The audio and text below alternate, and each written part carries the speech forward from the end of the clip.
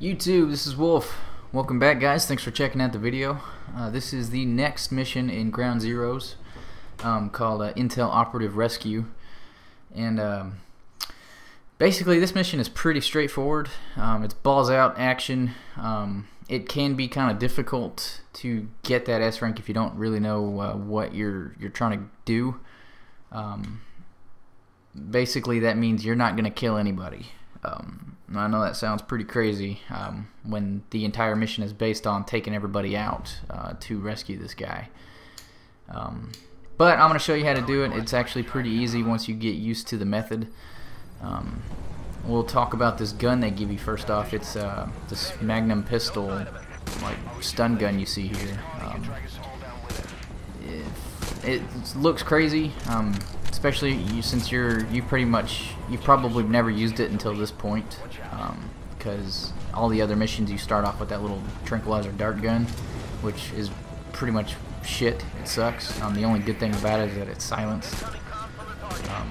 But I'll talk about the pros of this gun. Is basically there's 0 bullet drop, and it's a one-hit kill no matter where you hit them. So those 2 points there make this gun actually a really good gun for this mission. Its accuracy probably leaves a little bit to be desired, but we aren't going to worry about trying to do aiming down the sights or anything like that, because it's pretty much just impossible flying around on this helicopter. We're not even going to try it. You see the 4 little dots there, your little hip fire reticle. As long as you can get the person that you're trying to hit inside that box, you're pretty much guaranteed a hit. But one downside of this weapon is that it does have some travel time.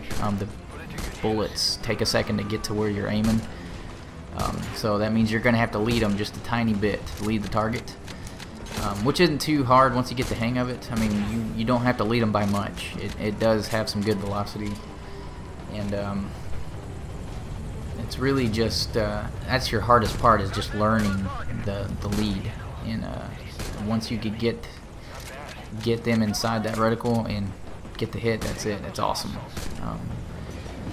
I will say right here on this part though, you want that pro MLG shot where I hit that guy on the cliff.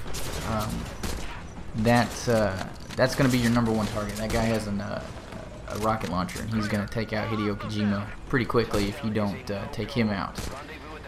So he is your highest threat. Well, actually anybody with a rocket launcher you see there is a really high danger to Hideo Kojima, the guy that you're trying to rescue. And really that's pretty much it, because this is pretty much the whole mission right here. You're just doing this until the end. There's only a couple spots in the whole mission that Hideo Kojima is actually in danger of dying and ending the mission, and that was one of them. So like you saw there, I make it look pretty easy. If I can make it look that easy, that means it's pretty easy. It's not that bad at all. This part here, really there's not a whole lot going on. The most danger you're going to have is somebody shooting you, which will happen sometimes. You'll start getting lit up, and you're going to have a hard time trying to take out the target. Which brings me to the next point. The biggest danger here in this mission using this gun is not being able to hit the people that are hitting you, especially if you get flustered and you start jerking around and your aim's all over the place. Is once you start getting hit, they start lighting you up. They're gonna keep hitting you until you die. It's one little secret though about it is that it's usually only one guy at a time.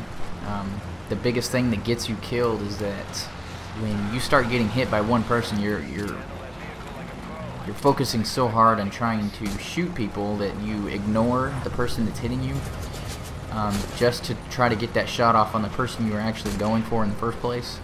And by the time you realize you're almost dead, you're dead. I mean, it's too late. So the one thing to keep in mind, it's easy to forget to do, is once you get hit, completely change your focus to the person that actually hit you, and that will keep you alive. Oh, by the way, this is the second part that Hideo will die if you don't take that guy out in the Jeep that I just hit as quickly as possible. I don't know what he does exactly. He like rams the back of the fucking Jeep that Hideo Kojima's driving, and it like explodes it. So really, that's it. Once you take him out, your next focus is definitely going to be that guy that gets on the anti-air gun. That thing is going to tear the fuck up out of you. It's really hard to take out. Basically, yeah, it's only going to shoot you for, I don't know, probably 10 or 15 seconds. Not even that long, I don't think. So if you don't manage to kill the guy, don't worry about it. It's not actually going to kill you or end the mission unless you've just taken an absurd amount of damage, which I highly doubt. So just do your best. I somehow managed to take that guy out on the gun, so I took him out like as soon as he hopped on. Don't ask me how. That was pure luck. Don't let me fool you. That wasn't skill. Because that's a really hard shot to pull off. I don't even know what happened. But really from here, this is kind of the easy part, just because the guys are a lot closer, and you're just kind of hovering in place, spinning in circles, you know, switching targets.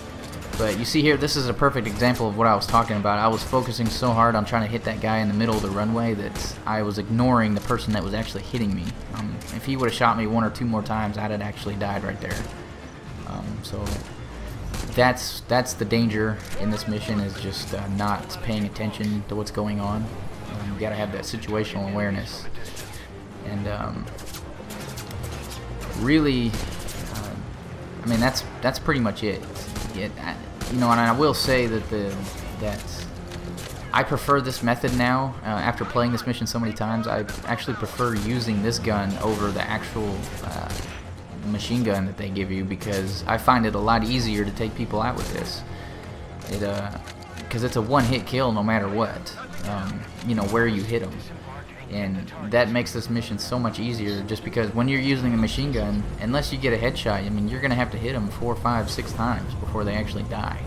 And that's really frustrating to try to do that. It's hard enough to hit them with 1 or 2 bullets, you know, so you have to spend a lot of time trying to hit people. You waste a whole lot of bullets, a whole lot of time.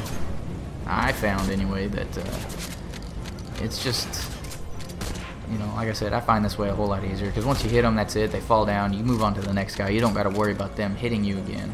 They're just out, and it's a permanent knockout. They don't get back up. But right here on this part, you want to pick up this rocket launcher. There's actually 2 of them. I pick one up. The other one gives you a full set of ammo. Pick up his body and hide him just somewhere where he won't get hit by the tank or ran over or something crazy.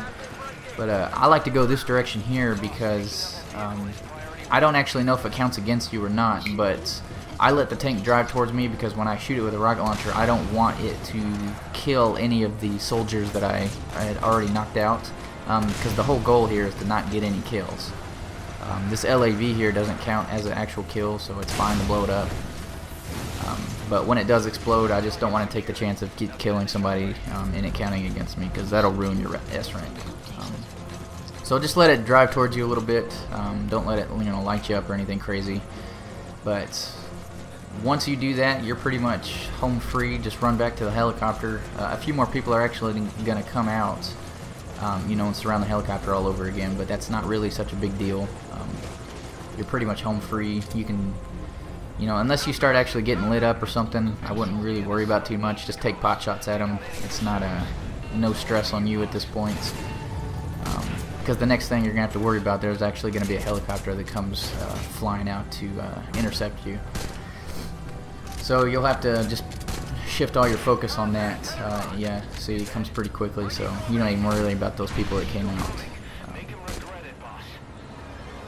In this next part here, there's not really a whole lot you can do to the helicopter, because you're just shooting a stun gun at it.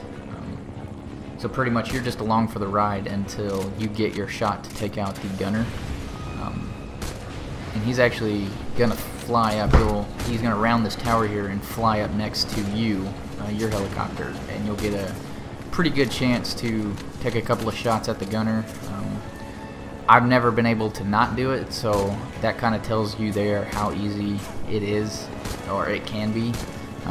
You know, it's not so easy that it's just easy mode, you can't miss, because you know, you do have to lead the target a little bit. That is one thing that you have to remember. If you want to pause it right here where I shoot the guy, you'll see exactly where I was aiming. You'll hit him every time if you just aim right to the right of him. Right to the right. Just aim a little bit to the right. you know, like a shoulder width or something, and you'll nail them every time as long as it's centered. But you're pretty much guaranteed the S rank at this point if you didn't kill anybody. That was the whole goal here, to just not kill someone. But I'll go ahead and end it here because I don't want to show that cutscene. But I appreciate you guys checking out the video. Thank you.